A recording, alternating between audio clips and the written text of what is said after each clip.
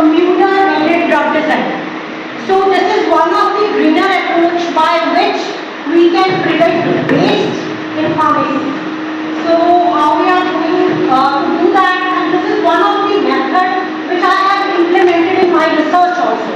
So my research project, my PhD is based upon this computer-aided drug design, and which I am going to present today. So based upon our traditional drug designing approach. What was traditional drug design? So when we have drug development in pharmacy, so it is like we start from discovery. Discovery we have to find the disease. Then after finding the disease, we have to validate the target where we have to take the drug. Then after that, we have to find drugs, optimize them.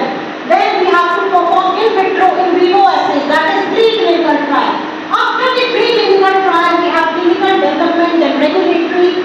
Then we have marketing, authorization, that is part of clinical trial itself. So it takes around 15 years to develop a drug from scratch.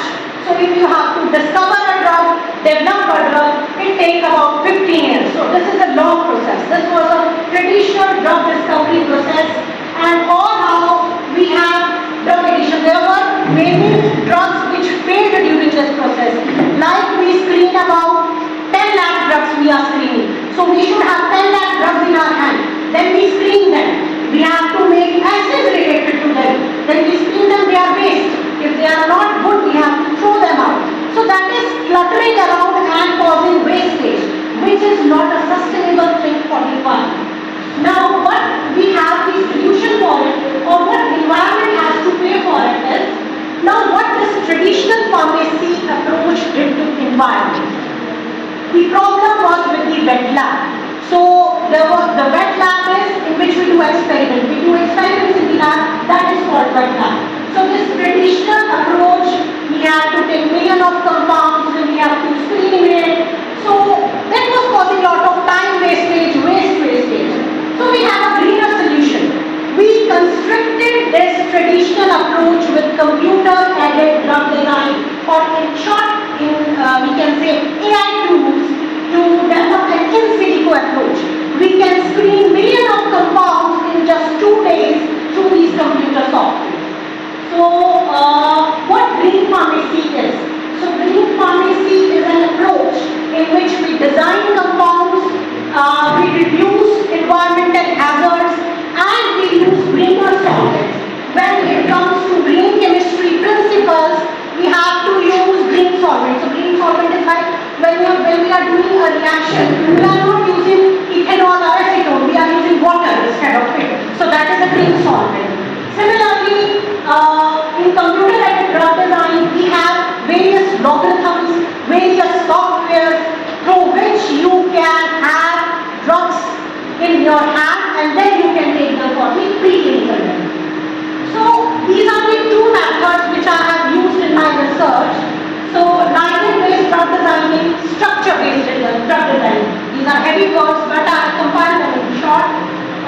So if you see the diagrammatic view, ligand-based drug design. Ligand is a drug. We have there are ligands. So there are like 10 million drugs. You see which part is responsible for the activity. Is benzene responsible for the activity? Is methyl, phenol, alcohol? Which part is responsible for the activity? So you take that ligand and you combine them all, and you have a drug in your hand. So we are using different drugs, then we are combining them, we are optimizing them, we are screening them through software. In structure-based drug designing, we have known disease, we have known protein, we have known enzyme, which is responsible for the disease. We target that disease. We design our molecule based upon the protein. In ligand-based drug design, there is no protein known, but in structure-based drug design, there is a protein known. Then we screen the compounds, we land with few compounds. So these are the two basic approaches which we use in CAD, or you can say ligand-based or structure-based drug designing. Now how this ligand-based drug designing is a greener approach. So we are not synthesizing compounds, we are not manufacturing them, and as it is said that we don't have anything to be tested in the wet lab, everything is done through logarithms. We have zero chemical synthesis, that is, we have QSAR approach, that is quantity, structure, activity, relationship, and we are using data. So we are narrowing our lab work to the data sets. We are picking up many data sets, we are evaluating them, and then we are finding out which drug is active, which is not active, based upon the logarithms. Secondly, how this structure-based drug design is a greener field. We have 3D structure of the protein.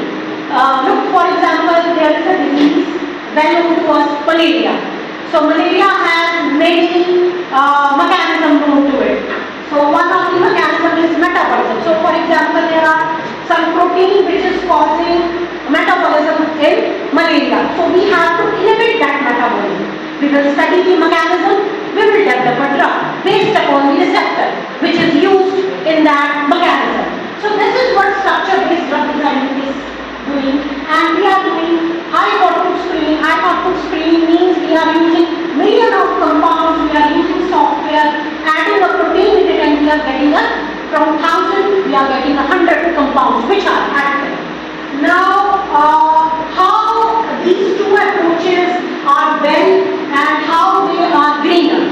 So they prevent chemical pollution. As I said, we are using computer software, logarithms.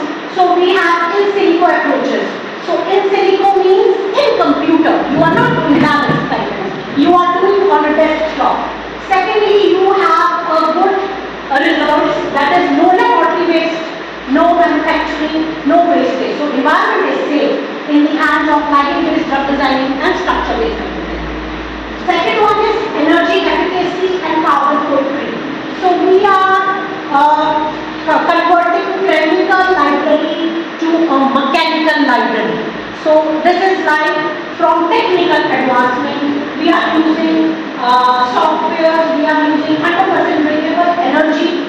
So and the savings are more. Like in the earlier presentation, there was also a thing about carbon footnote. So carbon footnote is you have to narrow down the chemicals. Chemicals should be used less.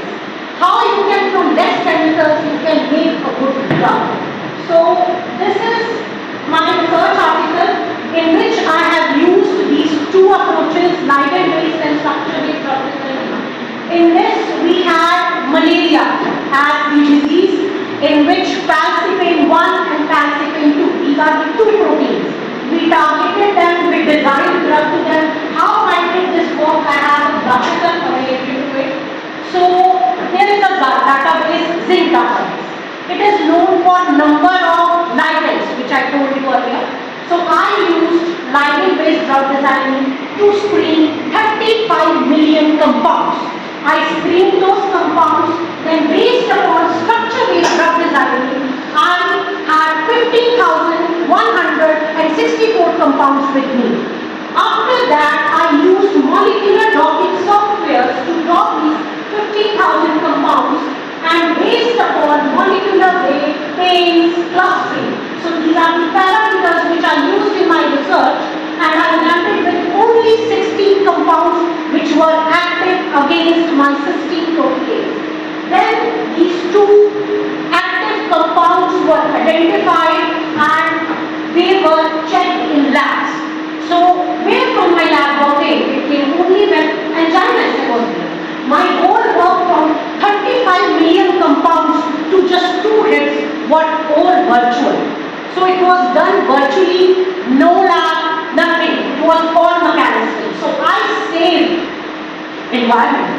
I saved the sources. I used only logarithms to get to the 2 hits, which were the promising anti-malarial leads, and they were used in lab to check whether they are active, and eventually they got active, and they were very good in activity. They were taken further by other PhD scholars who were my juniors, and they synthesized the series of these compounds.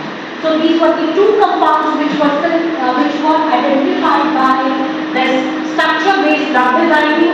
The lab work was done by this ICGP lab in New Delhi. It is a UN lab, malaria lab. The hits were tested there. I myself have gone there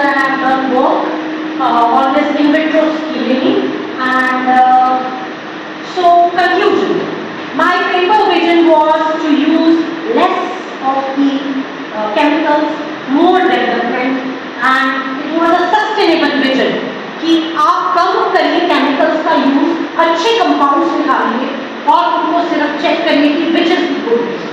secondly, ligand based drug designing, structure based drug designing are cost saving techniques and it saves time, and I was able to complete my PhD work within very limited time period. Moreover, and there was no molecular such error in the research because the two compounds which I found out with my research, they were found to be active. So in short, I would say these technologies can be used instead of wasting time in synthesizing, in designing. So we can use these approaches in our small projects so that we don't waste chemicals and affect the environment. So thank you and thank you. Any questions? Question please.